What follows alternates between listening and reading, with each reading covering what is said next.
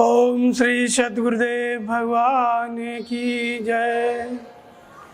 गुरुर् ब्रह्मा गुरुर्विष्णु गुरुर्देवो महेश्वर गुरुर् साक्षात् परम ब्रह्म तस्मै श्री गुरुवे नमः। ओम श्री सद्गुरुदेव भगवान की जय। आज का प्रश्न है, आत्म जागृति क्या है और ये कैसे होती है, इसका लक्षण क्या है। आज तक जितने महापुरुष हुए इस पृथ्वी पर, महापुरुष कोई सिद्ध होता ही तभी है जब उसकी आत्मा जागृत होती है। इसलिए आत्मा जागृति की बात को, इस प्रकरण को सभी महापुरुषों ने लिया। उपनिषदों में, वेदों में, सब जगह इसकी चर्चा है। महात्मा बुद्ध इसी को कहते हैं अपदीपो भव, अपना दीपक स्वयं बनो, अपना दीपक स्वयं बनो। संत कबीर इसी को शब्द की जागृति कहते हैं, इसी आत्म जागृति को। इसी तरह से अन्य अन्य महापुरुष रामायण में, गीता में, रामचरितमानस में, गीता में, योग दर्शन में, इन सब में इस जागृति को अच्छे ढंग से बताया गया। क्योंकि जब तक किसी की आत्मा जागृत नहीं होती तब तक वो सिद्ध हो ही नहीं सकता है, तब तक वो भगवान को पा ही नहीं सकता है। भगवान जब तक खुद जागृत न हो जाए तब तक भगवान को कोई कैसे पा सकता है। तो इसलिए आत्म जागृति इसी को कहते हैं, परमात्मा की जागृति भी इसी को कहते हैं, साधना की जागृति भी इसी को कहते हैं, भजन की जागृति भी इसी को कहते हैं। इसी को कुंडली जागृति कहा गया, इसी को जीव की जागृति कहा गया, इसके बहुत नाम है। इसी को पराविद्या की, विद्या की जागृति कहा गया, अनेक नाम है। और कुल मिला के यह है कि जब तक ये जागृति नहीं होगी तब तक कोई उस आत्मा को नहीं जान सकता, क्योंकि वो आत्मा स्वयं जब तक जागृत न हो जाए तब तक किसी को प्राप्त नहीं होती। तो इसीलिए उपनिषदों में भी इसको कहा गया कि आत्मा न प्रवचन से प्राप्त होती है, न विशिष्ट बुद्धि से प्राप्त होती है, और न किसी और उपाय से प्राप्त होती है, बल्कि आत्मा उसी को प्राप्त होती है जिसका ये वरण कर लेती है। जिसका ये वरण कर लेती है, ये आत्मा उसी को प्राप्त होती है।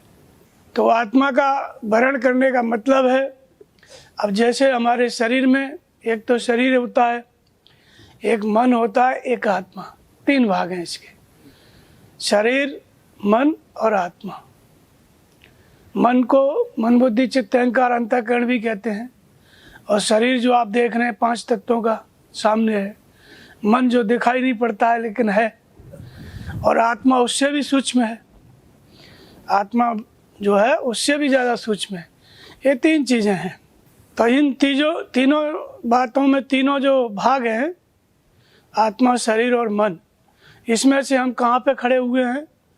हमारा शरीर जगा हुआ है, देख रहे हैं, लेकिन हम जागते हुए भी क्या है? सोए हुए हैं। अगर सोए हुए नहीं होते तो आत्म जागृति की बात क्यों आई? भाई आत्मा जागृति है, आत्मा का जागृत होना क्या है? जैसे शरीर से हम आंखें हैं तो थोड़ी बहुत दूर तक देख लेते हैं, अपना काम करते हैं, लेकिन कल क्या होगा इसको हम नहीं जानते, और कल क्या होगा इसको हमारा मन भी नहीं जानता है। मन कल्पना कर सकता है, अनुमान लगा सकता है, लेकिन भविष्य की बात वो मन भी नहीं जानता है। लेकिन इसी शरीर में, इसी मन के अंतराल में जो आत्मा है वो त्रिकालज्ञ है। आत्मा त्रिकालज्ञ है ना, आत्मा त्रिकालज्ञ भी है, सर्वज्ञ भी है, अविनाशी भी है, ऐसे अनेक अनेक प्रकार के नाम कहे गए। तो शरीर जागृत है तो हम कल की बात ही नहीं जानते, 1 घंटे बाद की बात नहीं जानते। आत्म जागृति का अर्थ होता है कि आत्मा के लक्षण जागृत हो जाएं। जैसे आत्मा त्रिकालज्ञ है तो उसकी त्रिकालज्ञता जागृत हो जाए, आत्मा सर्वज्ञ है तो उसकी सर्वज्ञता जागृत हो जाए, आत्मा शांत है तो उसका शांति उसकी जागृत हो जाए, आत्मा अविनाशी है तो उसका अविनाशीपन जागृत हो जाए, आत्मा सनातन है तो उसका सनातनपन जागृत हो जाए। बहुत आत्मा के लक्षण बताए अध्याय 2 में, उनको बताते हैं। तो ये आत्मा के जितने भी लक्षण कहे गए, आत्मा अजन्मा है तो वो अजन्मापन जागृत हो जाए, ये सब कुछ जागृति हो जाए, तब उसका नाम है आत्म जागृति। तो सबसे प्रमुख लक्षण क्या है? त्रिकालज्ञता की जागृति। जब त्रिकालज्ञता जागृत हो जाए तो समझो आपके अंदर आत्मा की जागृति हो गई। अब प्रश्न उठता है कि ये आत्मा की जागृति होती कैसे है? तो सबसे पहले तो हम जागृति की जरूरत क्यों पड़ी? क्योंकि हम सब सोए हुए हैं। तो आदमी तो जागा हुआ है, अपना काम कर रहा है, सोया हुआ कैसे है? तो उसको कहते हैं कि मोह निशा सब सोवन हारा और देखे स्वप्न अनेक प्रकार। कहाँ पे सोए हुए हैं हम? मोह रूपी रात्रि में। रामायण में कहा गया मोह रूपी रात्रि में हम सोए हुए हैं, और इसी को गीता में कहा गया या निशा सर्वभूतानाम तस्याम जागृति संयमी, यस्याम जागृति भूतानि सा निशा पश्यतो मुनि। गीता में इसी बात को, गीता की इसी बात को रामायण में मानस में कहा गया कि मोह निशा सब शोभन हारा।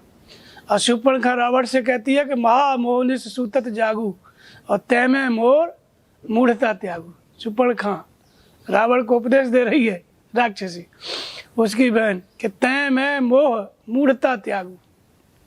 जो सोता है, कहाँ सो रहा था रावण? तय तू है मैं हूँ मेरा है, तू है तेरा है मैं हूँ मेरा है, ये मूढ़ता है, इसी में सो रहा था रावण। शूर्पणखा ने कहा कि मूढ़ता त्यागू और महामोहनिस सूतत जागो, ये महामोह की रात्रि है, इसमें तुम सो रहे हो। तो हर व्यक्ति कहाँ सो रहा है? मोह के भाग हैं। मोह से उत्पन्न 6 विकार हैं, काम क्रोध लोभ मद मोह और मत्सर, ये 6 विकार हैं, और हर जीव इन्हीं में सोया हुआ है। काम में सोया हुआ है, अर्थात कामना की पूर्ति में लगा हुआ है, और कामना की पूर्ति के लिए काम धंधा करो। कोई खेती कर रहा है तो खेती करने वाला किसानी में सोया है, कोई दुकान कर रहा है तो अपनी दुकान में मस्त है, कोई व्यापार कर रहा है तो उसमें सोया हुआ है, कोई नौकरी कर रहा है तो उसमें सोया हुआ है, सब सो रहे हैं। कोई इलेक्शन लड़ रहा है, चुनाव की तैयारी कर रहा है तो वो उसमें सोया हुआ है, कुछ नहीं सुनाई पड़ेगा, वो उसको अपनी बात दिखाई पड़ती है। सुबह से शाम तक जो व्यक्ति जहाँ सोया है उसको अपनी बात ही दिखाई पड़ती है, अपनी बात ही सुनाई पड़ती है, दूसरे की बात न दिखाई पड़ती है न सुनाई पड़ती है। समझ गए? तो इसलिए आप देखेंगे हर व्यक्ति को जब से वो घर से निकलता है किसी न किसी विचार में खोया रहता है। चला जाएगा अपने धंधे पे, काम धंधे पे, जहाँ भी जाना है वहाँ भी विचार करता रहेगा। फिर लौट के आ जाएगा घर तो विचार करते हुए आएगा, और जब सोने लगेगा तो भी किसी न किसी विचार में डूबा रहेगा। इसी को मोह रूपी रात्रि कहा गया है। यही जगत रूपी रात्रि है और यही अविद्या रूपी रात्रि है, इसी को कहा गया। तो इसमें सारा जीव जगत सोया हुआ है। तो जो सोए हैं वो तो सोए हैं, लेकिन जो जगे हुए हैं वो भी सोए हुए हैं। कहाँ सोए हुए हैं? देखें स्वप्न अनेक प्रकार। एक तो रात को आप सपना देखते हो, सोए थोड़ा देर, घंटा 2 घंटा आधा घंटा दिखाई पड़ा, फिर नींद खुल गई तो सपना गायब। वो एक सपना है, लेकिन शंकर भगवान कहते हैं कि उमा कहूँ मैं अनुभव अपना और सत हरि भजन जगत सब सपना। ये पूरा जगत सपना है।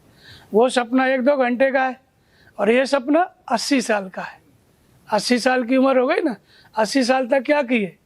सपना देखे, ये हो जाए वो हो जाए वो हो जाए वो हो जाए, यही किए ना। तो ये क्या है? ये एक नींद है। अब इस नींद से शरीर तो जाग नहीं सकता, क्योंकि शरीर तो जगा ही हुआ है, सो ही रहा है, इसमें मन भी नहीं। इस नींद से कब जगता है व्यक्ति? जब आत्मा जागृत होती है। जब आत्मा की जागृति होती है तब इस नींद से जगता है। तो इसी को कहा गया या निशा सर्वभूतानाम तस्याम जागृति संयमी। ये जगत एक रात्रि है, इसमें जो संयमी पुरुष है वो जग जाता है। तो इसकी जागृति की एक कहानी मैं आपको बताता हूँ। एक समय की बात है, एक बार देवताओं की सभा लगी हुई थी।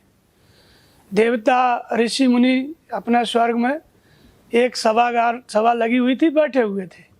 तो उस सभा में ये चर्चा चल रही थी कि गंगा जी का विवाह नहीं हुआ है, गंगा जी अभी कुंवारी हैं, तो गंगा जी का विवाह नहीं हुआ है तो गंगा जी का विवाह करो। तो देवताओं के बीच में जब चर्चा चल रही थी तो गंगा ने कहा, गंगा मैया ने कहा मैं उसी के साथ विवाह करूंगी जो एक ही शरीर से 7 जन्म ले चुका होगा, एक ही शरीर से 7 जन्म ले चुका होगा, मैं उसके साथ विवाह करूंगी। तो ब्रह्मा जी ने, विष्णु भगवान बोले कि ऐसा कौन है, ऐसा तो कोई मिलने वाला नहीं है, आप कुंवारी रह जाएंगे। इस बात को एक सियार सुन रहा था, सियार को यहाँ पे क्या बोलते हैं, सियार सुन रहा था। तो वो अपना जल्दी जल्दी गया और गंगा में जाके डूब के मर गया। अब गंगा जी देवलोक से आई नीचे, तो गंगा जी ने देखा कि सियार मर गया, लगता है प्यासा था और पानी की वजह से ये डूब के मर गया। तो गंगा जी ने उसको फिर अमृत पिलाया, फिर जिंदा किया। वो अपना समय दिन तारीख सब लिख लिया सियार, और इसके बाद फिर जाके डूब के मर गया गंगा दशहरे के दिन। अब फिर जो है गंगा जी ने फिर जिंदा कर दिया उसको अमृत पिला के, फिर पूर्णमासी को जाके डूब के मर गया, फिर गंगा जी ने जिंदा किया। ऐसे वो 7 बार डूब के मरा और 7 बार गंगा जी ने उसको जिंदा किया अमृत पिला करके। इसके बाद फिर सभा लगी हुई थी, कहाँ, प्रयागराज में। देव धनुज नर किन्नर सैनी और साधन मज्जे सकल त्रिवेणी। तो इस तरह से माघ का महीना था, सभा लगी हुई थी, वहाँ देवता भी थे, धनुष थे, किन्नर थे, ऋषि मुनि भी थे, सब थे। फिर वहाँ पे वही चर्चा चली कि गंगा जी का अभी ब्याह नहीं हुआ है, गंगा जी कुंवारी हैं। गंगा जी ने कहा कि मैं उसी के साथ विवाह करूंगी जो एक ही शरीर से 7 जन्म ले चुका होगा। तो इसके बाद फिर ब्रह्मा जी बोले कि ऐसा तो कोई नहीं है। तब वो सियार आकर के खड़ा हो गया हाथ जोड़ के, कि बोले भाई ये वाली योग्यता मुझ में है। तो सब देवता बोले तू सियार कुत्ता, तुम्हारे अंदर ये योग्यता कहाँ से आ गई? तो बोले पूछो इन्हीं से, गंगा जी से, फलानी तारीख को हम मरे कि नहीं मरे और इन्होंने जिंदा किया? बोले हाँ। फिर वो पूर्णमासी को मरे, जिंदा किया कार्तिक में? बोले हाँ। 7 बार मरे, 7 बार इन्होंने जिंदा किया, और इसलिए नियम के अनुसार हमसे इनको विवाह करना पड़ेगा। तो गंगा जी सोची कि अब आदमी होता तो ठीक था, ये तो सियार कुत्ता, इनसे कैसे विवाह होगा? तो बोले हाँ भाई तेरी बात सही है। फिर गंगा जी ने उसको आदमी बना दिया, और वो हो गए कौन? शांतनु। और शांतनु से फिर गंगा का विवाह हुआ। तो ये तो एक कहानी है। ये जितने भी पुराण हैं उनमें जो कहानी है, पुराण का मतलब इतिहास नहीं है। इतिहास का पुराण का फर्क होता है। इतिहास मतलब जो पेपर आप पढ़ते हो, फेंक दिए रद्दी में, उसका नाम इतिहास है। अब पुराण का मतलब इतिहास नहीं है, वो आज भी होता है। वो कभी ऐसा हुआ था, शांतनु गंगा, वो बात नहीं, वो आपके अंदर भी आज है, वही शांतनु वही गंगा।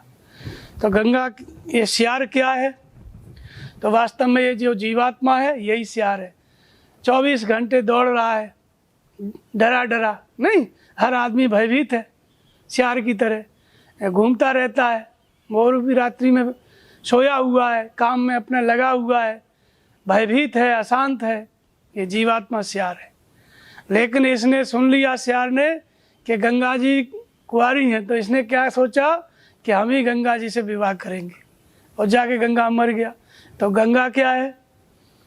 तो पूछिए रघुपति कथा प्रसंगा और सकल लोक जग पावन गंगा। गंगा वो है जो संपूर्ण लोकों को पवित्र करती है।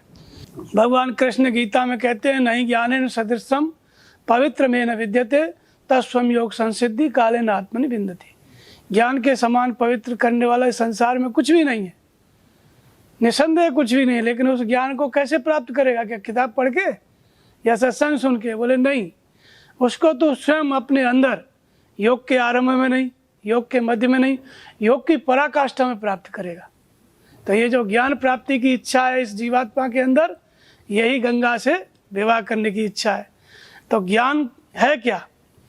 तो ज्ञान का मतलब होता है परमात्मा की प्रत्यक्ष जानकारी, आत्मा के आधिपत्य में निरंतर चलना, अध्यात्म ज्ञान नित्यत्वम तत्व ज्ञानार्थ दर्शनम एतज ज्ञान मिति प्रोक्तम अज्ञानम यत्व अन्यथा। आत्मा के आधिपत्य में निरंतर चलना, आत्मा मार्गदर्शन करे और हम चलें, ये ज्ञान की शुरुआत है। और चलते चलते परम तत्व परमात्मा को प्रत्यक्ष देख लेना, ये ज्ञान की पराकाष्ठा है। तो गंगा से विवाह होने का मतलब परमात्मा को प्रत्यक्ष जान लेना, इसका नाम ज्ञान है। ये ज्ञान गंगा है। तो अब इसके लिए सबसे पहले क्या होता है, क्या होना चाहिए? शुभ इच्छा होना चाहिए। शुभ इच्छा मतलब सत्संग कब होगी? जब सत्संग सुनता है।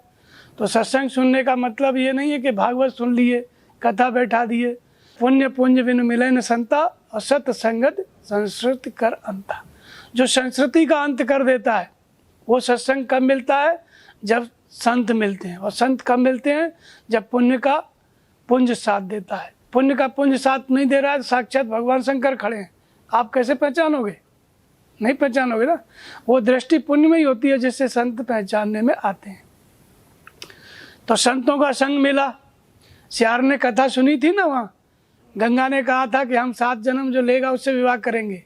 तो वो सुन के और इच्छा हो गई ना कि मैं गंगा से विवाह करूँगा, अर्थात ज्ञान की प्राप्ति की इच्छा। तो ज्ञान प्राप्ति की 7 भूमिकाएं होती हैं। कितनी? 7। इन्हीं 7 भूमिकाओं को 7 लोक कहा गया है। तो पहली भूमिका क्या है? शुभ इच्छा। शुभ के प्रति ज्ञान प्राप्ति के लिए, परमात्मा प्राप्ति के लिए इच्छा हो गई। इच्छा हो गई तो हमारे अंदर क्या है? सद्गुरु मिल जाते हैं, संत मिल जाते हैं, पहचान हो जाती है। जब सद्गुरु मिल गए तो वो ज्ञान जागृत हो जाता है। जिस परमात्मा की, जिस आत्मा को प्राप्त करने की इच्छा है वो आत्मा जागृत हो जाती है। कैसे जागृत हो जाती है? आत्मा मार्गदर्शन करे। जैसे कबीर कहते हैं कि एक राम घट घट में लेटा, एक राम घट घट में लेटा, एक राम दशरथ का बेटा, और एक राम का सकल प्रसारा, एक राम सब जग से न्यारा। तो कबीर पंथी कहते हैं राम 4 हैं। 4 राम नहीं है, एक ही राम है। एक ही राम है, लेकिन वो उसी राम को आत्मा कहते हैं, त्रिकालज्ञ सर्वज्ञ। तो इसलिए इस आत्मा की जागृति कैसे होती है, यही बात इस माध्यम से बताई गई। तो सबसे पहले शुभ के प्रति इच्छा होती है। शुभ के प्रति इच्छा होती है तो हमको कौन मिलते हैं? संत मिलते हैं, सद्गुरु मिलते हैं। क्योंकि जो जागृत पुरुष है, जो जागृत है पहले से, जिसने आत्मा को प्राप्त कर लिया है, ऐसे महापुरुष मिलेंगे तभी हमारे अंदर भी आत्मा जागृत हो सकती है। जैसे लाइट जल रही है, हम प्लग लगाएंगे तो बल्ब जलेगा ना, हमारा भी जल जाएगा। तो ऐसे ही संत समाज का मतलब होता है वह संत जो प्रयागराज के स्वरूप हैं, जो तत्वदर्शी सद्गुरु हैं। ऐसे महापुरुष जब मिल जाते हैं तब हमारे अंदर भी आत्मा की जागृति हो जाती है। जब आत्मा जागृत हो जाती है तो शुभ इच्छा, फिर शुभ विचारणा, दूसरा जन्म, दूसरी भूमिका, फिर तन्मानसा, तीसरा जन्म, फिर सत्वा पक्ष, चौथा जन्म, सत्य का पक्ष दृढ़ हो जाता है। फिर असंग शक्ति, 5वां जन्म, संसार में रहते हुए भी संसार से अलग रहने की क्षमता आ गई, ये 5वां जन्म हो गया। और पदार्थ भावना, संसार में जहाँ भी दृष्टि पड़ती है पदार्थ है लेकिन अभाव हो गया, दिखाई नहीं पड़ता। दिखाई क्या पड़ता है? जहाँ तहाँ देख धरे धनवाना, भगवान दिखाई पड़ते हैं। और फिर तुर्य का, मन बस में हो गया, समाधिस्थ हो गया। ये 7वीं भूमिका। 7वीं भूमिका ही 7 बार जन्म लेना है, और वो इस मनुष्य शरीर के रहते रहते होता है। तो जब जीवात्मा 7वां भूमिकाओं को पार कर जाता है तब फिर वो हो गया क्या? शांतनु। शांतनु का मतलब होता है ज्ञान मोक्ष प्रद, धर्म ते विरत योग ते ज्ञाना, अज्ञान मोक्ष प्रद वेद बखाना। ज्ञान से क्या हो जाता है? मुक्त हो जाता है। तो शांति की, ज्ञान प्राप्ति की इच्छा थी, और जब परमात्मा को प्रत्यक्ष देख लिया तो चित्त जो है शांत हो गया। और जो शांत चित्त है वो क्या है? वही शांतनु है। जो शांत चित्त है वही शांतनु है। अणु माने चित्त सूक्ष्म होता है, लेकिन जब शांत कब होता है? जब परमात्मा को प्रत्यक्ष देख लेता है। शांति कब मिलती है? जब परमात्मा को प्रत्यक्ष आप देख लोगे तब। इसके पहले शांति नहीं है जीव को। तो प्रत्यक्ष परमात्मा को प्रत्यक्ष रूप से देखा तो शांति मिल गई, हो गए शांतनु। और जब शांति मिल गई तो विवाह हो गया गंगा का। प्रत्यक्ष देखना, प्रत्यक्ष जानकारी, यही ज्ञान है, यही गंगा है। इससे हमारा प्रत्यक्ष जानते ही हमारा संबंध किससे जुड़ गया? भगवान से। क्योंकि जानत तुम्हें तुम्हें हो जाए, सोई जाने जे देव जनाई, जानत तुम्हें तुम्हें हो जाए। तो इस तरह से एक कहानी है। तो ऐसे ही भगवान कृष्ण ने इसी को जो है रामायण में इसी को राम का जन्म कहा गया है, इसी आत्मा की जागृति को। जैसे कबीर कहते हैं एक राम घट घट में लेटा, तो इसी को राम का जन्म कहा गया है। आत्मा त्रिकालज्ञ है और राम भी त्रिकालज्ञ है, नहीं है, सर्वज्ञ है, तो वो एक ही है। तो ये परमात्मा कहाँ रहता है, इस आत्मा का निवास कहाँ है? तो व्यापक एक ब्रह्म अविनाशी सच्चेतन घन आनंद राशि अष्टप्रभ हृदय अक्षत विकारी सकल जीव जगत दीन दुखारी, सबके हृदय में रहता है। लेकिन फिर भी वह आत्मा वह परमात्मा हमारे हृदय में, फिर भी अपना हाथ हम जोशी से पूछते हैं क्या लिखा है बताओ, नहीं। और वो त्रिकाला की आत्मा हमारे ही अंदर है, तो क्यों पूछते हैं? क्योंकि आत्मा जागृत नहीं है, उसकी त्रिकालज्ञता प्रकट नहीं है। तो ये त्रिकालज्ञता प्रकट होती कैसे है? ये हृदय का परमात्मा ये जागृत कैसे होता है? इस आत्मा की जागृति कैसे होती है? भगवान शंकर कहते हैं कि प्रेम ते प्रकट होए में जाना, ये प्रेम से जागृत होता है, प्रकट होता है। और फिर कहते हैं कि नाम निरूपण नाम यत्न से सो प्रकट जिम मोल रतन से, नाम का यत्न पूर्वक जप करो तो ये हृदय का परमात्मा ये प्रकट हो जाता है, आत्मा की जागृति हो जाती है। और बाहर भी आप देखेंगे तो राम का जन्म कब हुआ? जब वशिष्ठ ने यज्ञ कराया तो राम पैदा हुए, नहीं पैदा हुए। तो घट घट में लेटा है, राम सबके हृदय में है। और ये घट घट में लेटा है, ये आत्मा प्रसुप्त है, जागृत नहीं है। ये कब जागृत होती है, कब राम का जन्म होता है? जब वशिष्ठ यज्ञ कराते हैं तब, नहीं। तो ये वशिष्ठ कौन है? तो वशिष्ठ का मतलब जिन्होंने इष्ट को वश में कर लिया, जिन्होंने भगवान को प्राप्त कर लिया, ऐसे महापुरुष हैं, सदगुरु हैं, वो वशिष्ठ हैं। जब ऐसे महापुरुष के प्रति हम समर्पित हो जाते हैं तो वो हमको विधि बताते हैं। क्या विधि बताते हैं? नाम के जप की विधि। तो इसलिए राम का जन्म कब हुआ? यज्ञ नाम जप यज्ञोस्मि, जप यज्ञ से हुआ, यज्ञ से पैदा हुए ना। कौन सा यज्ञ? जप यज्ञ। तो ये नाम का जप 4 प्रकार से होता है, वैखरी मध्यमा पश्यंती परा। वैखरी का मतलब होता है जैसे बोल के जपना। हृदय का ईश्वर है, कब जागृत होगा? हृदय की जो आत्मा है प्रसुप्त है, वो कब जागृत होगी? जब आप नाम जपेंगे। तो नाम बोल के जपना, जैसे ओम ओम ओम, फिर धीरे धीरे जपना। और फिर जो श्वास है, श्वास के द्वारा जपना। श्वास कब अंदर गई कब बाहर आई, इसको देखो। अंदर गई तो ओम, बाहर आई तो ओम, इसी को जप यज्ञ कहते हैं। इसी के द्वारा राम का जन्म होगा। तो जब सदगुरु मिल जाते हैं तो हमें विधि बता देते हैं नाम जप की। और दूसरा क्या है? दूसरी विधि गुरु महाराज के चरणों का ध्यान। तो फिर रामचरितमानस में कहा गया कि श्री गुरु पद नख मणिगण ज्योति और सुमिरत दिव्य दृष्टि होती।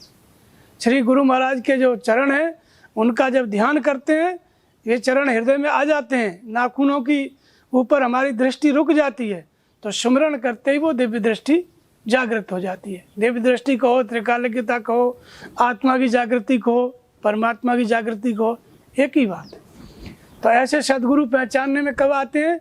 जब आप नाम का जप करेंगे तो हमारी पहचान में आ जाएंगे। जो अंदर का ईश्वर है, अंदर का राम है, वही हमको बता देंगे कि बाहर सदगुरु कौन है। जब पहचान में आ गए तो उनकी पूजा करो, ध्यान करो चरणों का। और चरणों का जहाँ ध्यान करते करते जैसे देखा आँखों से वैसे देखा, फिर धीरे धीरे उनके चरणों में जैसे ही सूरत रुकी, मन की दृष्टि सूरत है। जैसे आप यहाँ बैठे हैं और कोई बोल दे कान में आके कि चोरी हो गई दुकान में, तो यहाँ कुछ नहीं सुनाई पड़ेगा, सब ध्यान उधर चला जाएगा। ये दृष्टि का नाम क्या है? सूरत है। इसी सूरत से नाम जपा जाता है, श्वास देखी जाती है, और इसी सूरत से गुरु महाराज के चरणों का स्मरण किया जाता है। जब पहचान हो जाए, भगवान पहचान करा दें, तब उन गुरु महाराज का, सब गुरु का नहीं, जिनके चरणों के ध्यान से दिव्य दृष्टि जागृत होती है, ऐसे गुरु महाराज का। दिव्य दृष्टि जागृत हो गई मतलब आत्मा जागृत हो गई, त्रिकालज्ञता जागृत हो गई, तीनों कालों की जानकारी मिलने लगी। तो जैसे ही नाम जपते हैं, श्वास में ध्यान करते हैं, तो जो हृदय में प्रसुप्त है वो परमात्मा, जो कण कण में व्याप्त है, जो ब्रह्म है, उसी का नाम आत्मा है, वो प्रसुप्त है। राम घट घट में लेटा हुआ है। यही राम जो है दशरथ का बेटा हो जाता है। कब? जब श्वास में नाम जपेंगे तो 10 इंद्रियों की निरोधमयी वृत्ति दशरथ है। 10 इंद्रियों की को संयम करने वाली वृत्ति क्या है? वही दशरथ है। जैसे ही 10 इंद्रियों का निरोध हुआ, वैसे ही हमारे हृदय से वह प्रशुद्ध आत्मा जागृत हो जाती है। वह राम जन्म ले लेता है। जब राम जन्म ले लेता है, ये राम जो है सब कुछ जानते हैं? नहीं जानते हैं। परमात्मा के अवतार हैं, अर्थात त्रिकालज्ञता हमारे अंदर प्रकट हो जाती है। तो राम के जन्म को ही आत्मा की जागृति कहते हैं, उसी को परमात्मा की जागृति कहते हैं, उसी को भजन की जागृति भी कहा गया है, और इसी को अनुभवों की जागृति कहते हैं।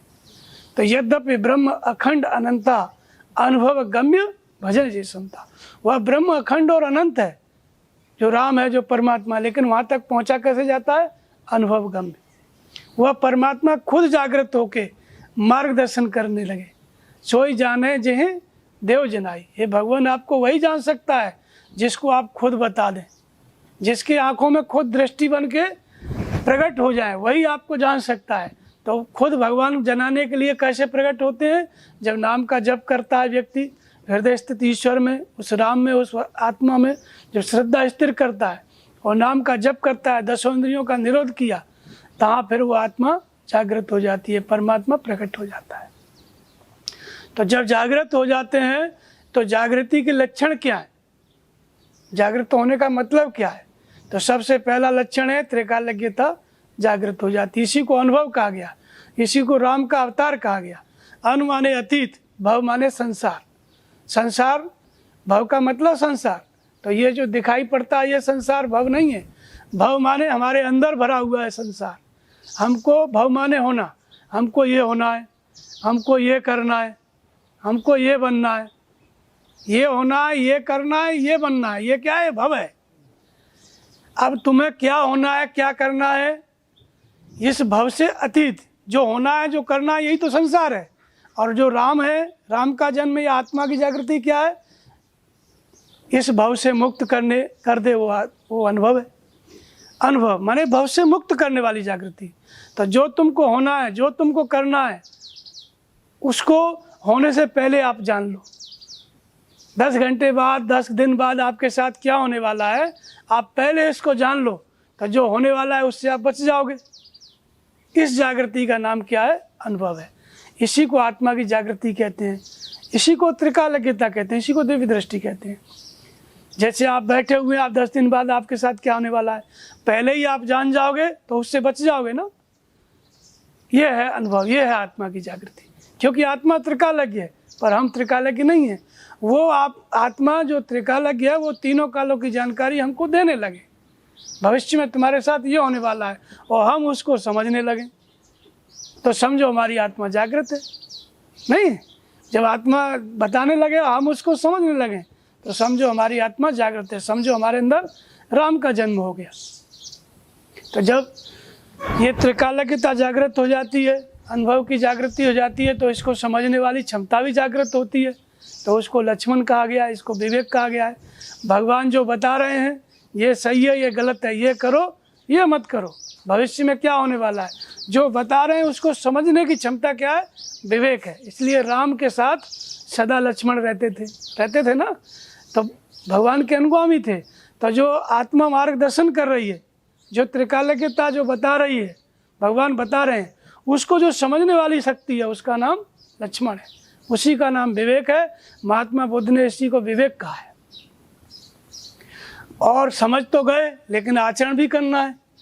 तो जो आचरण करने वाली शक्ति है, आचरण करने वाली शक्ति है, और उसका नाम क्या है? भरत, भाव रूपी भरत। इसको क्या कहा गया है? भाव।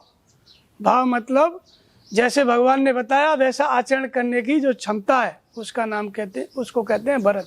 उसी को भाव रूपी भरत। ये भाव भी जागृत होता है साथ साथ। और इसके बाद शत्रुघ्न। शत्रुघ्न माने सत्य की संगत। शत्रुघ्न का मतलब होता है सत्य की संगत। सत्य की संगत मतलब जैसा आदेश मिला वैसा नाम जप में और गुरु महाराज के चरणों के ध्यान में अपनी सूरत को, मन को एकाग्र करना, निरंतर सत्य की संगत करना, ये सत्संग है। तो ये चारों क्षमताएं जागृत होना, ये चारों क्षमताएं जब जागृत हो जाती हैं तो इसका मतलब आपकी आत्मा की जागृति हो गई। तो वेद तत्व नृप तब सुतचारी और धरे हो नाम गुरु हृदय विचारी। वशिष्ठ ने हृदय में विचार करके चारों का नाम रखा। और क्या कहा वशिष्ठ ने दशरथ से कि ये वेद के तत्व हैं, ये आपके चारों लड़के वेद के तत्व हैं। वेद माने पुस्तक नहीं होता है, वेद का मतलब होता है अविदित तत्व का विदित होना। तो अविदित तत्व क्या था? परमात्मा, आत्मा, वो अविदित थी। हम सब कुछ कर रहे हैं, आत्मा नहीं जानते हैं हम आत्मा के बारे में, नहीं। आत्मा अविनाशी है, त्रिकालज्ञ है हम, लेकिन ऐसा आत्मा होते हुए भी हमें कुछ नहीं पता है। 100% हमारी दृष्टि कहाँ है? शरीर पर है, आत्मा होते हुए भी। और ये त्रिकालज्ञता, आत्मा जागृत हो गई, भगवान बताने लगे, तो उस दिन से हम जो है आत्मा होने लगते हैं, आत्मा जो है होने लगते हैं। तो इसलिए अविदित तत्व, जो विदित नहीं था, जिस आत्मा को हम नहीं जानते थे, वो आत्मा विदित हो गई। तो विदित होती है तो 4 रूपों में विदित होती है। एक तो भगवान बताएंगे भूत भविष्य वर्तमान की बात, जिसको हम अनुभव कहते हैं। भव यानी संसार क्या है, इससे मुक्ति क्या है, ये बात बताएंगे। और दूसरी क्षमता उसको समझने की, भगवान जो बता रहे हैं, जैसे अब मास्टर पढ़ा रहा है और विद्यार्थी पढ़ ही नहीं रहा है, तो पास कौन होगा? कोई नहीं। तो पढ़ने की क्षमता है, वो विवेक है। और पढ़ लिया, पढ़ने के बाद पढ़ लिया, लेकिन एग्जाम नहीं दे रहा है, तो भी कुछ नहीं होने वाला है। तो वो क्षमता क्या है? भाव रूपी भरत, उसको आचरण में डालने के लिए। तो ऐसे ही समझ लिया, फिर उसको याद करना है, और उसके बाद उसकी परीक्षा देना है। 4 चीज़ें होती हैं। तो समझने की क्षमता क्या है? विवेक है, लक्ष्मण। और उसको जैसे समझने के बाद उसको रिपीट करना है, याद करना है, मतलब उसकी कीमत करना है। तो उस क्षमता का नाम क्या है? भाव रूपी भरत। और रिपीट करना है और निरंतर उसको स्मृति में धारण किए रहना है, भूलना नहीं है। ये जो सत्य की संगत, ये क्या है? सत्संग, सत्य की निरंतर संगत, निरंतर उसको याद रखो। क्या याद रखना है? परमात्मा को, नाम को याद रखना है, सद्गुरु के स्वरूप को याद रखना है। तब समझो आपकी आत्मा जागृत है। ये 4 चीज़ें बताई रामचरितमानस में। तो इस तरह से इसको जो है, ये आत्मा की जागृति है, और इसको अनुभव कहते हैं। ये 4 प्रकार से भगवान इसको बताते हैं। 4 प्रकार से आत्मा मार्गदर्शन करती है। इसको महर्षि पातंजलि ने कहा, दृष्टा दृश्य संयोगो हे हेतु। महर्षि पातंजलि ने क्या कहा? दृष्टा दृश्य का जो संयोग है वो हे हेतु है। उन्होंने पहले बताया कि हेयम दुखम अनागतम, जो दुख अभी आया नहीं है, आने वाला है भविष्य में, उसको नष्ट किया जा सकता है। लेकिन कैसे? जब दृष्टा दृश्य का संयोग हो जाए, तो फिर आने वाले दुख को हम नष्ट कर सकते हैं। तो दृष्टा दृश्य का संयोग क्या है? दृष्टा कौन है? ये आत्मा, जो त्रिकालज्ञ है, सर्वज्ञ है, ये दृष्टा है। और दृश्य का संयोग का मतलब होता है कि ये दृष्टा आत्मा दृश्य बन के प्रस्तुत हो जाए, ये अपनी त्रिकालज्ञता प्रकट कर दे, अपने स्वरूप को हमारे सामने प्रकट कर दे। तो ये दृष्टा दृश्य का संयोग। तब ये आत्मा अपने स्वरूप को प्रकट करता है, तो किस रूप में प्रकट करता है? ये जो अनुभव मिलते हैं, भगवान जागृत हैं, आत्मा जागृत है, तो ये जागृति किस रूप में होती है? ये त्रिकालज्ञ, तीनों कालों की जानकारी हम कैसे पढ़ते हैं, इसको कैसे जानते हैं? तो उसके 4 रूप बताए कि जब आत्मा जागृत होती है, ये दृष्टा दृश्य बन के प्रस्तुत होता है, तो उसको कहते हैं कि प्रकाश क्रिया स्थितिशीलम भूत इंद्रियार्थमकम भोग अपवर्गार्थम दृश्यम। इस दृष्टा दृश्य जो संयोग, दृष्टा आत्मा दृश्य बन के प्रस्तुत हुआ, त्रिकालज्ञता जागृत हुई, तो इसका प्रयोजन क्या है? तो कहते हैं प्रकाश देना। अर्थात प्रकाश देने का मतलब होता है उजेरा। जैसे सूर्योदय हो गया तो अपना काम हम नहीं करने लगते हैं, ऐसे ही प्रकाश देने का मतलब है ये दृष्टा आत्मा जागृत होकर के बताने लगती है, ये करो, ये मत करो, तो ये प्रकाश हो गया। अब जब आप समझने लग गए उसको क्या करना है क्या नहीं करना है विवेक से, तो क्रिया में प्रवृत्त हो जाएंगे।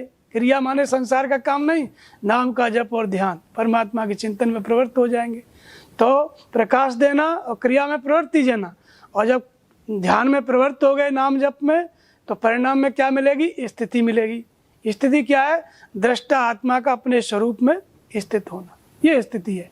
तो प्रकाश देना, क्रिया में प्रवृत्ति देना और परमात्मा की स्थिति प्रदान करना, ये इस दृष्टा दृश्य संयोग का ये स्वभाव है। अभूत और इंद्रियां इसके प्रकट स्वरूप हैं। ये भगवान जब बताते हैं, आत्मा जब बताती है, तो कौन सी भाषा में बताती है? तो 5 महाभूतों से निर्मित जो वस्तुएं संसार में, ये इसी से संबंधित ये रूप आता है, ये प्रकट रूप है। और इसका प्रयोजन क्या है? भोग और मुक्ति। पुरुष के लिए जो भजन कर रहा है, ध्यान कर रहा है, उसके लिए भोग प्रदान करना और मुक्ति प्रदान करना। तो भोग का मतलब ये नहीं है बाहरी भोग। भोग मतलब जैसे ध्यान की आवश्यकता है तो ध्यान लगवाना, बैरागी की आवश्यकता है तो बैरागी कराना। आत्मा की मुक्ति के लिए जो जो आवश्यक है वो सब भोग है, उसको ये दृश्य इकट्ठा करता है। तो ये जो दृश्य है मतलब त्रिकालज्ञता। जब भगवान तुलसीदास जी कहते हैं, जग पेखन तुम देखन आ गए, जगत दृश्य है, तुम देखने वाले हो, विधि और शंभ नचावन हारे। तो ये 4 प्रकार से अनुभव मिलता है, 4 प्रकार से ये आत्मा की जागृति होती है। किस प्रकार से? एक तो अंग फड़कन के द्वारा। ये जो शरीर है इसमें अंग होते हैं राइट और लेफ्ट, तो अंग फड़कन के द्वारा भगवान बताते हैं। और फिर स्वप्न में भगवान बताते हैं, क्योंकि ये जो आत्मा है वो त्रिकालज्ञ है।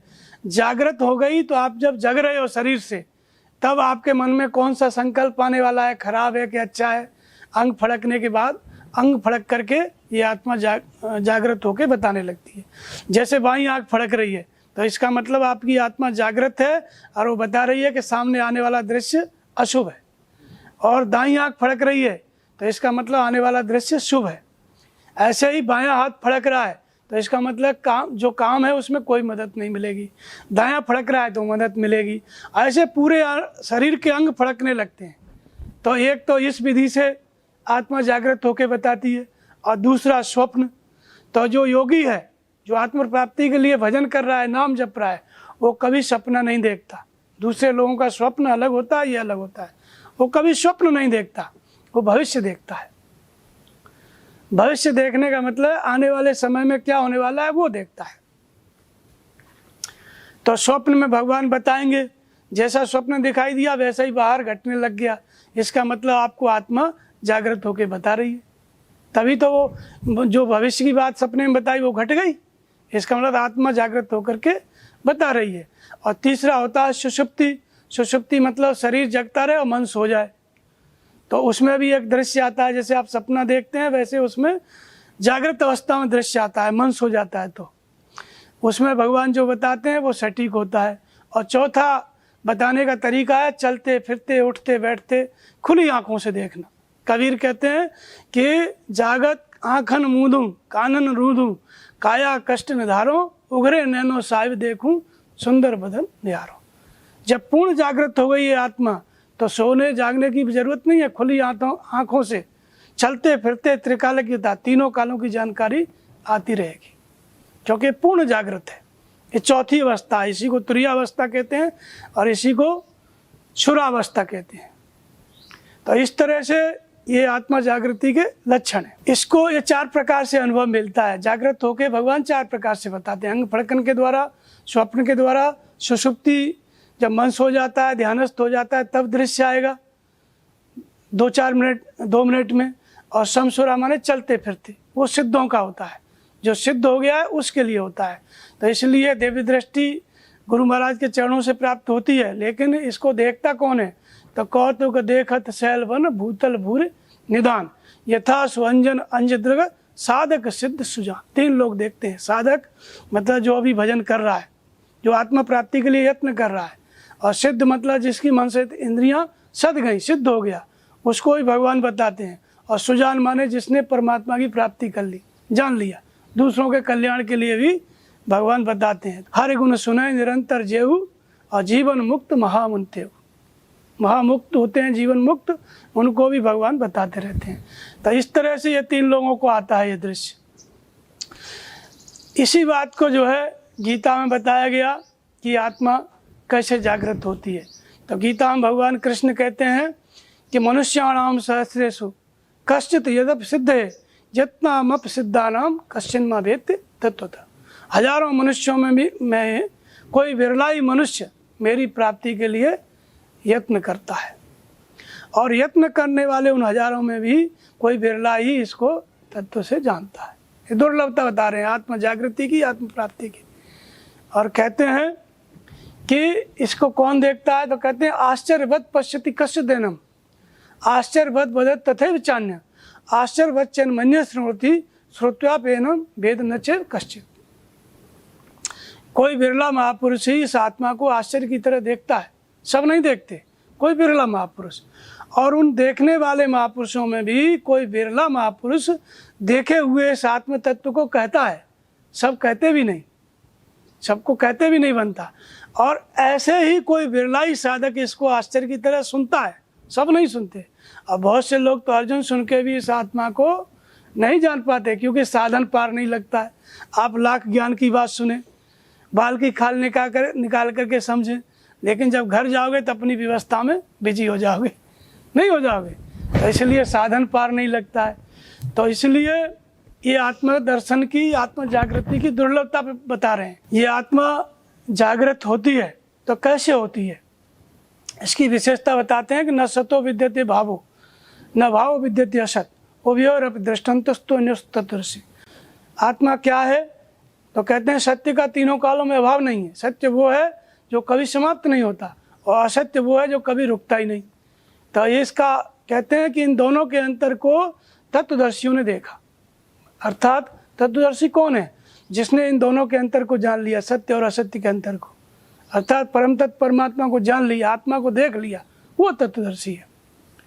अब फिर कहते हैं कि इसका स्वरूप क्या है, तो कहते हैं अच्छेद्यो यम अधायो यम अक्लेद्यो अशोष्य एवच नित्य सर्वगत स्थाणुर अचलो यम सनातन।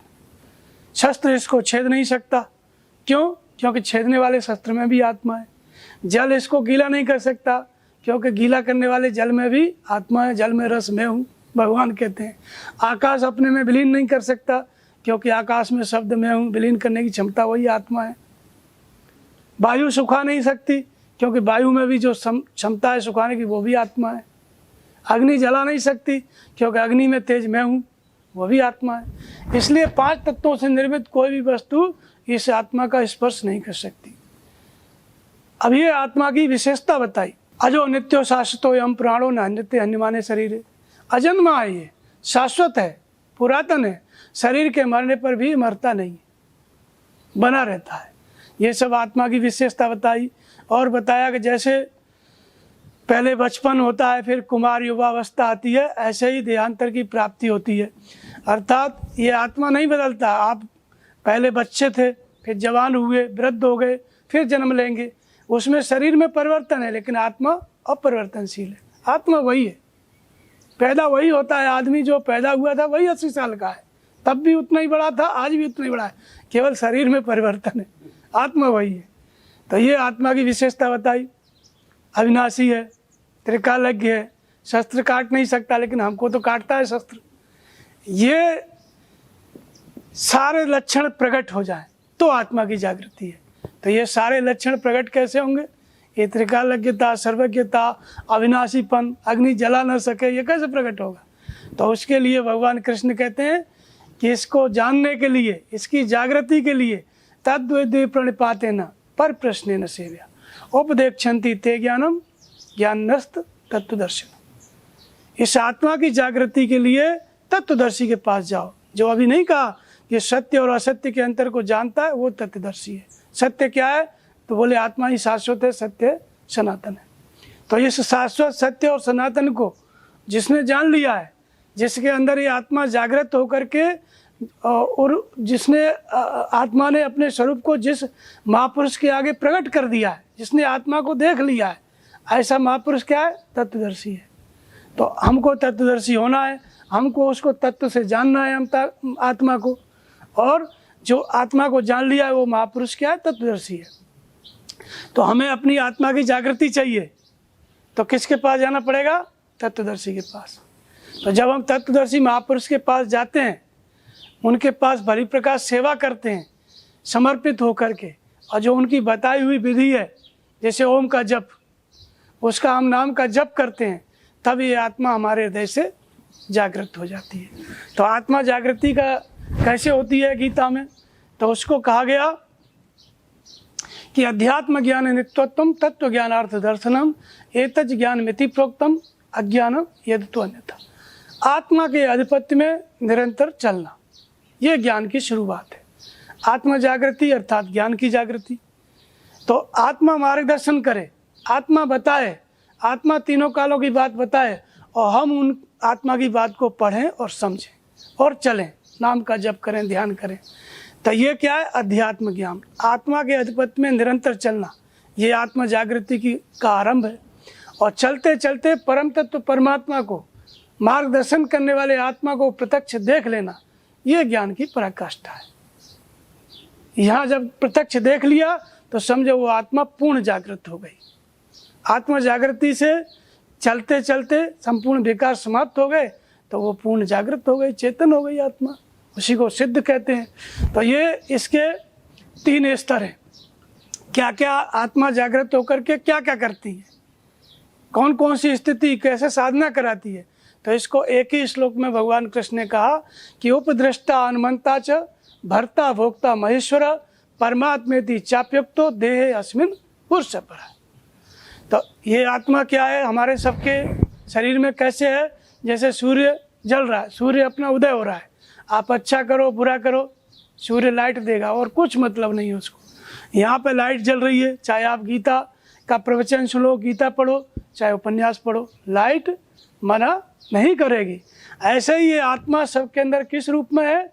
दृष्टा के रूप में, दृष्टा के रूप में। उसको आप भला करो बुरा करो कोई प्रयोजन नहीं, लेकिन यही दृष्टा आत्मा क्या हो जाता है? अनुमंता, उपद्रष्टा, अनुमंता, भर्ता भोक्ता महेश्वर। ये 3 परिस्थिति पैदा होती है। जब ये आत्मा जागृत होती है तो इसके 3 स्तर हो जाते हैं। जागृत नहीं है तो भला न बुरा, केवल उपद्रष्टा के रूप में, और जागृत हो गई तो क्या हो गई? अनुमंता, अनुमति देने लगती है। अनुमंता का मतलब क्या होता है? ये करो ये मत करो, ये करो ये मत करो। ये जो जागृति होती है ये किस माध्यम से? सदगुरु का जब हमने ध्यान किया, नाम का जप किया, तत्वदर्शी की सेवा की, तो ये उपद्रष्टा से क्या हो जाती है? अनुमंता। तो इसी को ब्रह्मा कहा गया, अनुमंता को ब्रह्मा कहा गया, और इसी को विद्या की जागृति कहा गया। जैसे ब्रह्मा का काम क्या है? सृष्टि की रचना करना। तो ये जो सृष्टि है ये तो कहीं ब्रह्मा नहीं दिखता है रचना करने वाला। तो ये कौन सी सृष्टि की रचना है? ये अनुमंता क्या है? ईश्वरीय गुणों की सृष्टि, सद्गुणों की सृष्टि। भगवान क्या करते हैं? असुर मार्ग थापे सुरन परित्राणाय साधु नाम विनाशाय दुष्कृता। अनुमंता क्या है? भगवान अनुमति देते हैं तो क्या कराते हैं? जिससे आप साधु बनोगे उन गुणों को बढ़ाते हैं। ये करो, ऐसा करो, ऐसा मत करो। जिसको कह रहे हैं कि ऐसे करो, भजन करो, ध्यान करो, इंद्रिय संयम करो, तो इसका मतलब आपके अंदर साधु बनाने वाले गुणों को भगवान बढ़ा रहे हैं, ये अनुमति देते हैं। और ये मत करो, इसका मतलब ये कामना आ रही है, विचार आ रहा है, संकल्प आ रहा है, क्रोध आ रहा है, इसका त्याग करो, ये अनुमति देते हैं भगवान। कहाँ देते हैं? हमारे हृदय में। ये आत्मा जागृत होकर के कहाँ बताती है? हमारे मन में। किस माध्यम से? अंग फड़कन के द्वारा, स्वप्न के द्वारा, सुषुप्ति के द्वारा ये अनुमति देते हैं। ये करो ये मत करो। उस अनुमति के अनुसार साधक चलने लग गया, पालन करने लग गया, नाम जपते रह गया, तो वही अनुमंता फिर क्या हो जाता है? भर्ता। भर्ता का मतलब विष्णु। विष्णु भगवान का काम क्या है? पालन करना। तो ये जो विष्णु है अर्थात विश्व में अणु रूप में व्याप्त सत्ता, परमात्मा की वो शक्ति जो पालन करती है, अर्थात आत्मा की वो शक्ति जो पालन करने लगती है। तो ये पालन करने का मतलब यहाँ कौन सा पालन हो रहा है? तो जैसे आप नाम जप रहे हैं, ध्यान कर रहे हैं, विकारों से अलग रह करके साधना कर रहे हैं, तो उस भजन की रक्षा करना ये विष्णु का काम है। योग क्षेमम वहाम्यहम, योग क्षेम करना, पालन करना। अर्थात योग क्षेम का मतलब जब तक आप भगवान से मिल नहीं जाते तब तक आपको जो आवश्यकता है, कैसे भजन करना है, किस जगह में रहना है, ये सारी व्यवस्था जो करने लगते हैं भगवान, तो इसको विष्णु कहते हैं, पालन करना। इसी को वर्ता कहा गया है। और जब भरण पोषण करने लगे, जो साधक का जिसमें हित है आत्मा वही काम करने लगती है। जो भर्ता की ऐसी स्थिति है कि आप जो चाहोगे वो नहीं होगा, जो आत्मा चाहेगी वो होगा, जो परमात्मा चाहेंगे वो होगा। ये जागृति का ऊंचा स्तर है। पहले अनुमंता, वहाँ पे आप पालन करो या मत करो भगवान बताएंगे, लेकिन यहाँ क्या है? आपको पालन करना ही पड़ेगा। तो राम कीन चाहे सोई होई, करे अन्यथा अस नहीं कोई। पहले नहीं था, लेकिन अब कैसी स्थिति आ गई, जो भगवान चाहेंगे वही आपको करना पड़ेगा। जैसे देवऋषि नारद थे, करना चाहते थे विवाह, लेकिन भगवान ने नहीं करने दिया। ये है पालन करना, ये है विष्णु। तो और इससे भी आगे की स्थिति में क्या होता है, भर्ता भोक्ता। भोक्ता मतलब ग्रहण करने वाला। तो ग्रहण क्या करते हैं, जो जप तप, नाम का जप, इंद्रिय संयम, जो कुछ उसने किया साधक ने, वो सब भगवान स्वीकार कर देते हैं। और स्वीकार करके बदले में उसको कौन सी स्थिति देते हैं, स्थिति भर्ता भोक्ता च महेश्वर। महान ईश्वर के रूप में वो साधक, वो भक्त परिवर्तित हो जाता है। वही आत्मा पहले हनुमंता, फिर भर्ता, फिर भोक्ता हो गई, और फिर महान ईश्वर के रूप में परिवर्तित हो गई। अर्थात अब तक वो इंद्रियों का और मन का दास था, लेकिन माहेश्वर की स्थिति में वो मन और इंद्रियों का स्वामी हो गया, प्रकृति का स्वामी हो गया, मालिक हो गया। जो प्रकृति का स्वामी है उसका नाम है महेश्वर, महान ईश्वर। लेकिन अभी कहीं न कहीं प्रकृति है, प्रॉपर्टी है, तभी तो उसका मालिक है प्रॉपर्टी है तभी मालिक है, तो प्रकृति है तभी उसका स्वामी है महेश्वर। इससे भी आगे की स्थिति में पुरुषो अस्मिन् देह अस्मिन् पुरुष पर उपद्रष्टा भर्ता भोक्ता च महेश्वर परमात्मेति चाप्युक्तो देहे अस्मिन् पुरुष पर। वही आत्मा जब इससे भी आगे की स्थिति में, अर्थात उस भगवत्ता से भी, वो प्रकृति का मन का जो स्वामीपन है उससे भी जब लगाव नहीं रहता है, आसक्ति नहीं रह जाती है, तब यही आत्मा क्या होता है, परमात्मा। इसी शरीर के रहते रहते वही जीवात्मा क्या हो जाता है, परमात्मेति चाप्युक्तो देहे अस्मिन् पुरुष पर। यहाँ ये आत्मा पूर्ण जागृत है। इसी को बुद्ध ने कहा आप दीपो भवा, विवेक भी उन्होंने कहा है। और इसी स्थिति का नाम है बुद्धत्व। बोध हो गया, पूर्ण बोध हो गया, पूर्ण जागृत है। इसी को जागृत पुरुष कहते हैं, अर्थात आत्मा की जागृति पूर्ण हुई। अब उसको कोई विचलित नहीं कर सकता है, समाधिस्थ हो गया, परमात्मा हो गया।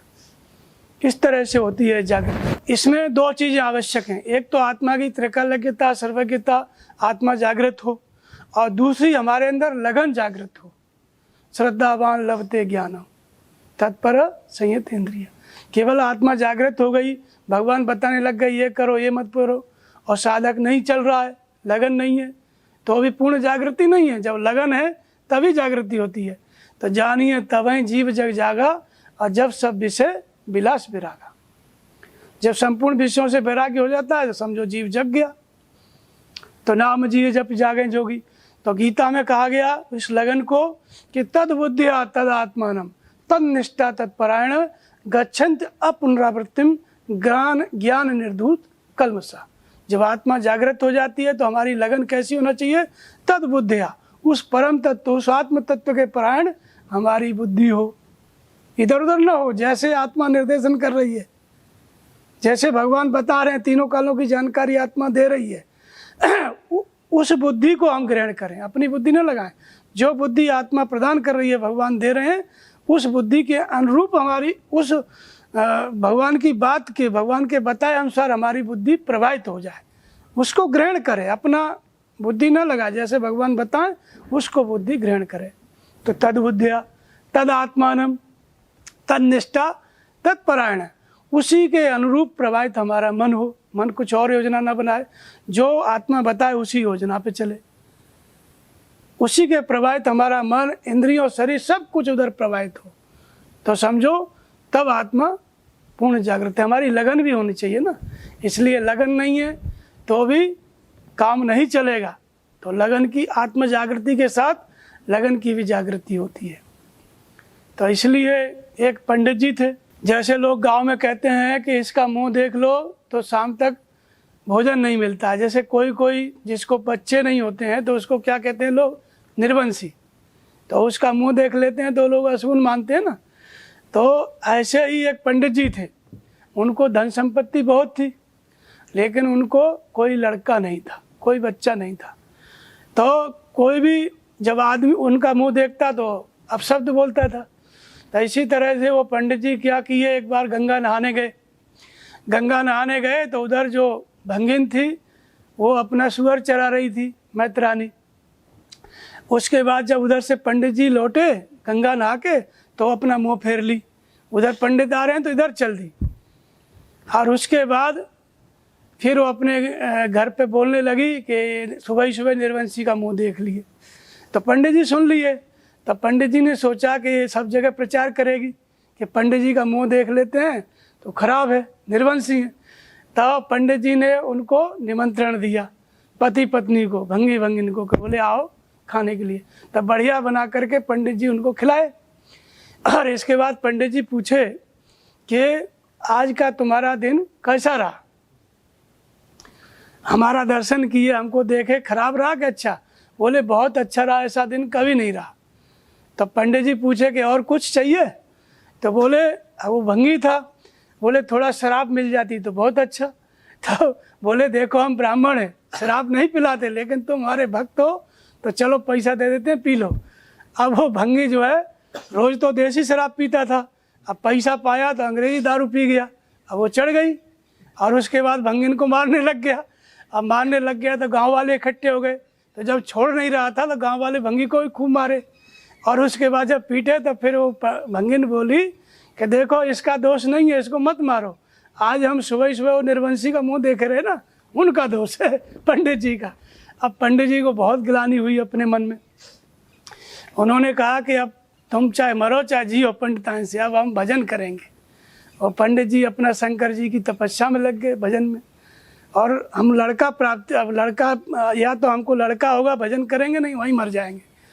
तब लगे शंकर जी का भजन करने। तो शंकर जी प्रकट हो गए।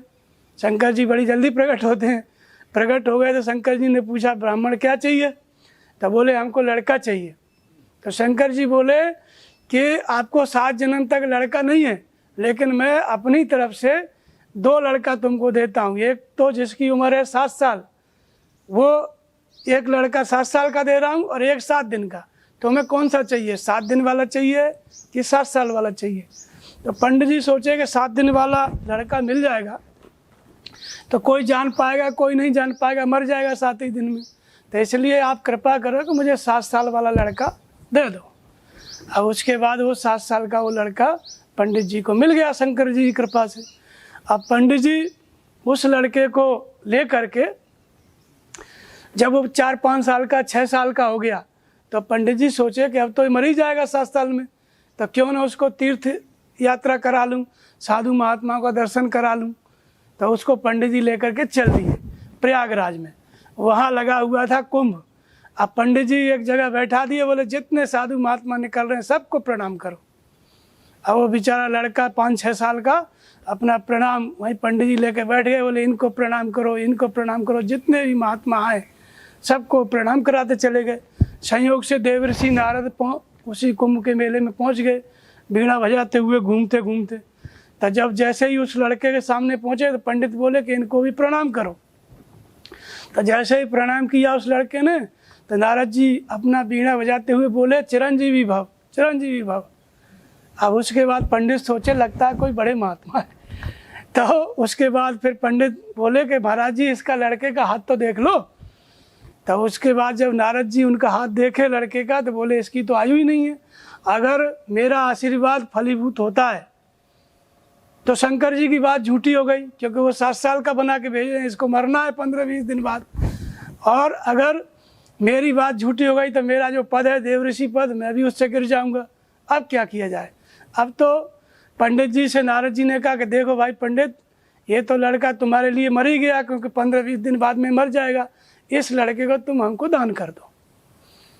तो फिर पंडित जी बोले कि भाई देखो देवऋषि नारद जी, हमें क्या है, हम तो कह देंगे कि कुंभ में जाके खो गया लड़का, खोते ही रहते हैं लोग, आप संभालो इसको। नारद जी से अपना उस लड़के को लेकर के चल दिए। चिंता में थे बहुत। पहुँचे ब्रह्मा जी के पास। तो जब ब्रह्मा जी के पास पहुँचे तो उसको लड़के को समझा दिए थे कि साष्टांग दंडवत करना, ये पितामह हैं, सृष्टि के रचयिता ब्रह्मा जी हैं। तो वही जा कर के दोनों पैर पकड़ लिया ब्रह्मा जी का। ब्रह्मा जी बोले चिरंजीवी भव, चिरंजीवी भव। तब फिर नारद जी बड़े प्रसन्न मन से बीड़ा बजाते हुए नाचने लगे, हंसने लगे। तब ब्रह्मा जी पूछे कि नारद जी इतना हंसने का कारण क्या है, कितने प्रसन्न क्यों हो रहे हो इतने? बोले महाराज जी हमारे सिर का बोझा आप ले लिए पिताश्री, मेरे सिर पे बोझा था और वो बोझा जो है आपके ऊपर चला गया है, बहुत बढ़िया हो गया। बोले क्या? बोले इसका हाथ देखो। तो ब्रह्मा जी जब हाथ देखे तो उसकी आयु 7 साल की जो मरने वाला था। अब तो ब्रह्मा जी भी परेशान, और फिर जो है सब ले करके बोले ये इसका मतलब क्या है, अगर मेरी बात जो है झूठ होती है तो विधि का विधान पलट जाएगा, और शंकर जी की बात झूठ होती है तो शंकर जी का भी पलट जाएगा, इसलिए इसका मतलब क्या है। और यही लेकर के चल दिए विष्णु भगवान के पास। फिर विष्णु भगवान भी वही आशीर्वाद दिए। तो फिर नारद जी ने कहा कि इसका मतलब क्या है, ब्रह्मा जी हमारी बात सही, ब्रह्मा जी की बात सही या शंकर जी की बात सही। तब फिर शंकर जी के पास लेके गए। शंकर जी के पास लेके गए तो शंकर जी को भी प्रणाम कराया। शंकर जी भी अपना शंकर जी तो पहले से ही उसके हाथ में 7 साल का उसको बना के भेजे थे। तो शंकर जी से नारद जी ने पूछा कि ये बताओ, आपने इसको 7 साल का बना के भेजा है और हमने ब्रह्मा जी ने आशीर्वाद दे दिया, विष्णु भगवान ने चिरंजीवी हो, तो ये आपकी बात सही है कि हमारी बात सही है। तब बोले तुम लोग घबराओ मत, मैं देखता हूँ। फिर शंकर जी ने कहा कि सुनो, जब सतयुग, त्रेता, द्वापर, कलयुग एक बार जब चारों निकल जाते हैं तो इसको एक चौकड़ी कहते हैं, और ये चारों युग जब 1000 बार निकल जाते हैं तब ब्रह्मा का एक दिन होता है, और फिर 1000 बार निकल जाते हैं तो एक रात्रि। ऐसे 100 साल ब्रह्मा की आयु है। तो ब्रह्मा जी के 7 साल बना के हमने इसको भेजा है। तब तो नारद जी खुश हो गए। तो ये बोले अब ये न मरी, ये तो बहुत बड़ा प्रलय देखेगा, कई महाप्रलय देखेगा। उस लड़के को ला करके पंडित जी को नारद जी पकड़ा दिए। बोले ले ये तो अमर हो गया। बोले महाराज अमर नहीं था, आपकी कृपा थी, आपका प्रणाम किया, दर्शन किया, इसलिए इसकी आयु बढ़ गई, नहीं तो ये 7 ही साल में मरता। तो ये एक कहानी है। इसका मतलब होता है कि लगन ही लड़का है। जासो लगन राम सो नाई, जासो प्रीत राम सो नाई, सो नर खर कुकर सुकर सम, वृथा जियत जगमाई। काम क्रोध मद लोभ मोह भय भूख प्यास सब ही के, और मनुज देह सुर साध सुराहत सरात, सो स्नेह छिपी के। तो जिसको भगवान से प्रेम नहीं है, भगवान के प्रति लगन नहीं है, उसका संसार में जीना क्या है, व्यर्थ है। उसका जीना भी कोई जीना जिसको भगवान से लगन नहीं है। लेकिन ये लगन लगती कब है, तब वंदे बोधमयम नित्यम गुरुम शंकर रूपिणम, यमाश्रितो वक्रोपी चंद्र सर्वत्र बनते। ये लगन कब लगती है, जब शंकर स्वरूप सदगुरु मिल जाते हैं। जब सदगुरु के प्रति समर्पित हो गया तो लगन जागृत हो जाती है, लड़का हो गया। लगन ही लड़का है परमात्मा के प्रति। अब लगन जागृत हो गई तो फिर वो प्रयागराज में जाएगा। प्रयागराज क्या है, मुद मंगलमय संत समाजू, जो जग जंगम तीर्थ राजू। प्रेम ही प्रयागराज है। परमात्मा के प्रति प्रेम हो जाता है। कैसे हो जाता है, जब सदगुरु मिल गए। तो सदगुरु मिल गए तो लगन जागृत हो गई और आत्मा की जागृति हो गई, त्रिकालज्ञता जागृत हो गई। तो प्रीति प्रेम कब होता है, तो जाने बिनु न होए प्रतीति, बिन प्रतीत होए नहीं प्रीति, और प्रीत बिना नहीं भक्त दृढ़ाई, और जिम खगपत जल के चिकनाई। जब कुछ जानने में आता है, जो भविष्य में होने वाली घटना है उसको हम पहले जान लेंगे तो हमारा प्रेम हो जाएगा। किससे, भगवान से, हृदय स्थित ईश्वर से। नाम जप में जो हम भजन कर रहे हैं उसमें हमारा प्रेम हो जाएगा, क्योंकि उनकी कृपा से हमने भविष्य देख लिया। जैसा सपने में देखा वैसा घट गया, तो प्रेम हो जाएगा कि नहीं हो जाएगा। तो जाने बिनु न, जब जानने में आ गया तो प्रतीति हो गई तो प्रीति हो गई। तो ये जो प्रेम हो जाता है इसी का नाम क्या है, प्रयागराज है। प्रेम ही प्रयागराज है। जब प्रेम हो गया तो फिर धीरे धीरे जो श्वास से नाम जप रहा था, श्वास अंदर गई तो ओम, बाहर आई तो ओम, धीरे धीरे ये नाम जपते जपते बैखरी मध्यमा पश्यंती और परा की पकड़ आ गई। इसी को अनहद कहते हैं। अनहद की पकड़ आ गई। तो ये अनहद की पकड़ आ गई, इसी का नाम क्या है, नारद। नाभि कोमल की ध्वनि, रद माने ध्वनि, और नाभ माने नाभि, नाभि माने आकाश, नव माने आकाश। आकाशवत हो गया चित्त, संकल्प विकल्प से रहित हो गया। तो जो ध्वनि थी, जो श्वास में उठने वाली ध्वनि, वो पकड़ में आ गई। उसकी पकड़ क्या है, नारद है। जब वो पकड़ में आ गई तो ब्रह्मा विष्णु महेश ये क्या है, साधना का विशेष स्तर। साधना की जागृति, आत्मा की जागृति ब्रह्मा है, पालन करने वाली शक्ति, भजन कराने वाली शक्ति विष्णु है, और भजन पूरा हो गया, शुभ अशुभ कर्मों का संहार करने वाली शक्ति क्या है? शंकर है। तो ब्रह्मा विष्णु महेश मतलब साधना की तीनों अवस्थाओं से निकल करके वो क्या हो जाता है? अजर अमर हो जाता है, शाश्वत हो जाता है। तो आत्म जागृति, इसके साथ साथ हमारी लगन जागृत हो जाती है। आत्म जागृति के साथ तब जाकर के हमको ये आत्मा की जागृति का लाभ मिलता है पूर्ण रूप से। तो इस तरह से ये आत्म जागृति है, एक किसी तत्वदर्शी सदगुरु से होती है। अपने दादा गुरु थे परमहंस महाराज जी, उनको आकाशवाणी हुई कि इस मंदिर में तुम्हारे गुरु महाराज हैं। वो गए तो उसके बाद गुरु महाराज जी थे, उसके बाद साधना का क्रम सीखा। 3 महीने के अंदर उनके अंदर ये जागृति हो गई, जैसे कोई गड़ा हुआ अपना धन पा जाए। तो जागृति क्या थी? अंग फड़कन होने लगा, भगवान बताने लगे ये करो ये मत करो, स्वप्न में भी भगवान बताने लगे, और जब उनका ध्यान लगने लगा तो सुषुप्ति में भी भगवान बताने लगे, और ऐसे धीरे धीरे वो भगवान के आदेश पर चलने भी लगे। एक बार उनको मन में आया कि ये अपने गांव में ही एक बगीचा था, वहाँ वो रहते थे, तो उनके मन में आया कि अब यहीं रहेंगे, ये आम छोटे छोटे पेड़ लगे थे आम के, ये बड़े हो जाएंगे, फल खाएंगे, ही भजन करेंगे। उसी दिन उनको ध्यान में भगवान ने बताया कि अब यहाँ से चलो, और उसी वक्त सुषुप्ति में ध्यान में दृश्य आया जिसे सपने में आता है। भगवान ने कहा उठो और चलो। फिर उसके बाद तुरंत वहाँ से चल दिए, प्रयागराज में आए। प्रयागराज में आए तो वहाँ पे भगवान ने ध्यान में उनको आदेश दिया कि अपने वस्त्र उतार दो, तो वस्त्र उतार के फेंक दिए, दिगंबर हो गए। ये आत्मा जागृति के लक्षण है, भगवान हमेशा बताते चले इस तरह से। और यही जागृति अपने स्वामी जी को 2.5-3 महीने के बाद हुई। 2.5-3 महीने बाद परमहंस महाराज जी, उनके गुरु महाराज बता दिए थे ऐसे नाम जपना है, ऐसे गुरु महाराज का ध्यान करना है। करने लगे। 3 महीने बाद 2-2 इंची पे पूरा शरीर फड़कने लग गया, दायां और बायां अंग फड़कने लग गए। उसी के अनुसार स्वप्न में दृश्य आने लग गए। तो महाराज जी को लगा कि कोई बीमारी हो गई, तो अपने गुरु महाराज से बताए कि 2-2 इंची पे अंग फड़क रहा है और स्वप्न में दृश्य आ रहे हैं। तो उनके गुरु महाराज बोले बस बेटा, ये राम रावण युद्ध जागृत हो गया, और जब तक रावण मर न जाए, राम का राज्याभिषेक नहीं हो जाएगा, तब तक कहीं भी विराम नहीं है। इसी को साधना की जागृति कहते हैं, इसी को आत्मा की जागृति कहते हैं, इसी को भजन की जागृति। तो पूज्य स्वामी जी को 3 महीने में हुई। तो ये क्या है? एक बार ये जागृति हो गई, आत्म जागृति, तो इसका नाश नहीं है।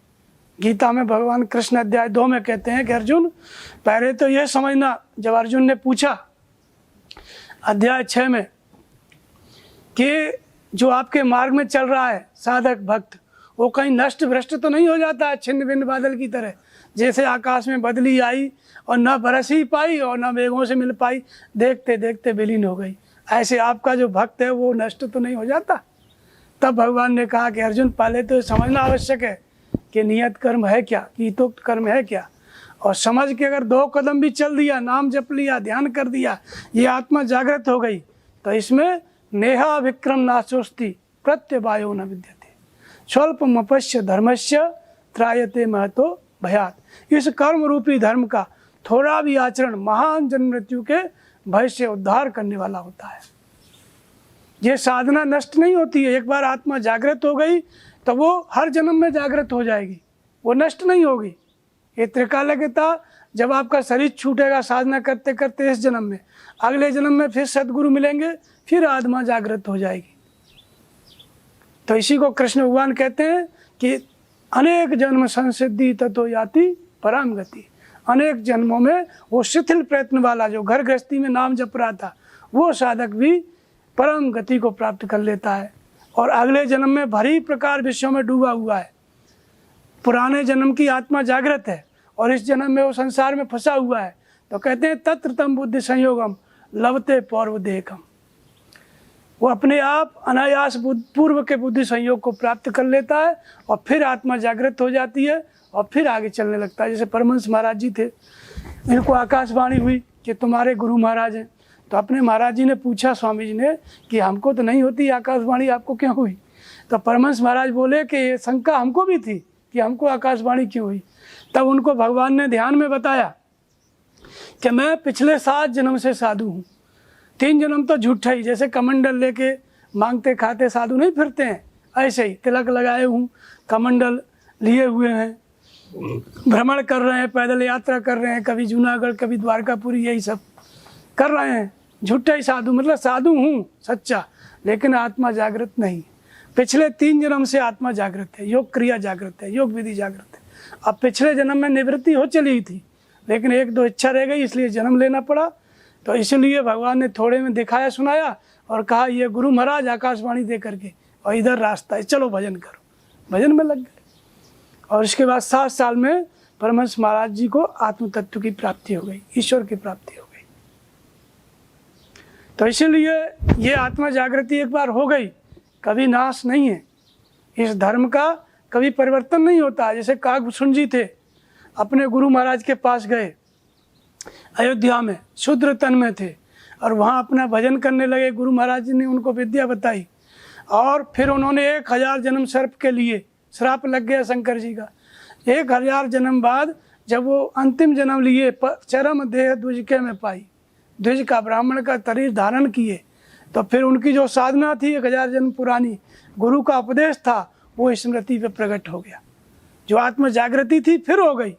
और कहते हैं काकभूषण जी कि गुरु के वचन सुरत करे राम चरण मन लाग, और रघुपति जस गावत फिरे छन छन नव अनुराग। और गुरु के वचन स्मृति पे आ गए 1000 जन्म पहले के, अपने आप जागृत हो गई साधना। ये है आत्म जागृति। एक बार हो गई, 1000 जन्म बाद फिर स्मृति पे आ गई साधना। और फिर कहते हैं का खगेश अस कवन अभागी, और खरी सेवक सुर धैन्य त्यागी। जब उनके माता पिता पढ़ाने लगे तो हारे पिता पढ़ाए पढ़ाई, और प्रेम मगन मोए कछन सुहाई। वो प्रेम में मगन थे, साधना जागृत हो गई, पुरानी स्मृति आ गई 1000 जन्म पुरानी। गुरु महाराज ने जो उपदेश दिया, जो ध्यान साधना जहाँ छूटी वहाँ से जागृत हो गई। तो वो उनको अच्छा ही नहीं लगता था। क्यों अच्छा नहीं लगता था? तो कहते हैं का खगेश अस कवन अभागी, खरी सेव सुर धैन्य त्यागी। काम धैनु उपलब्ध है तो गधई का दूध कौन दुहेगा। वो पढ़ाई जो थी संसार की, काकभूषण जी के लिए क्या थी? गधई का दूध थी। इसलिए बोले हम नहीं पढ़े। और फिर काकभूषण जी अनेक जन्म संसिद्धि, गीता में जो सिद्धांत था, गीता की साधना कर रहे थे, तत्व जाति परम गति। काकभूषण जी परम गति को प्राप्त हो गए, शुद्ध हो गए। तो एक बार आत्मा जागृत हो जाए, ये गीतोक्त साधना एक बार आप कर लो, नाम का जप, हृदय स्थित ईश्वर में ध्यान, श्रद्धा स्थिर करके नाम का जप आरंभ करो, सदगुरु के स्वरूप का ध्यान करो।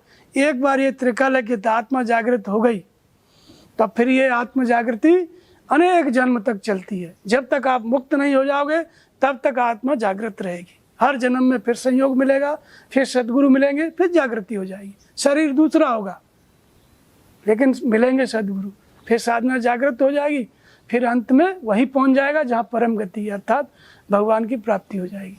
इसलिए जो हिंदू जो सनातन धर्म है, गीतोक्त धर्म है, ये परिवर्तनशील नहीं है, इसका परिवर्तन नहीं होता है। 1000 जन्म में भी काकभूषण जी का धर्म नहीं बदला।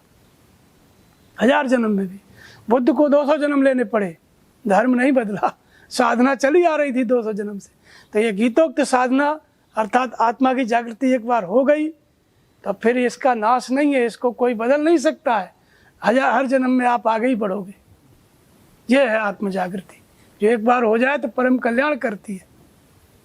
कभी प्रकृति में कोई क्षमता ही नहीं कि उसको रोक सके। और जब तक आत्म जागृति नहीं हुई तब तक चाहे जो साधना आप करते रहो, आपका बार बार नीचे ऊपर होता ही रहेगा, नष्ट होती रहेगी साधना। क्यों? कभी देवी की साधना किए, कभी शंकर जी किए, कभी हनुमान जी किए, तो हृदय स्थित ईश्वर की गीता के अनुसार करोगे तब वो साधना नष्ट नहीं होती है।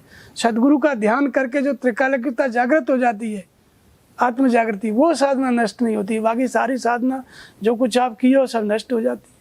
देवी देवता की पूजा करो, किसी की पूजा करो, तो आत्म जागृति का मतलब है कि जो कभी नष्ट नहीं होती है। फिर पूर्ण रूप से आत्मा कब जागृत हो जाती है? जब आपको आत्मा की प्राप्ति हो जाती है, तब पूर्ण जागृति, जिसको बुद्ध कहा गया है, जागृत पुरुष। ये है। बोलिए श्री सद्गुरुदेव भगवान की जय।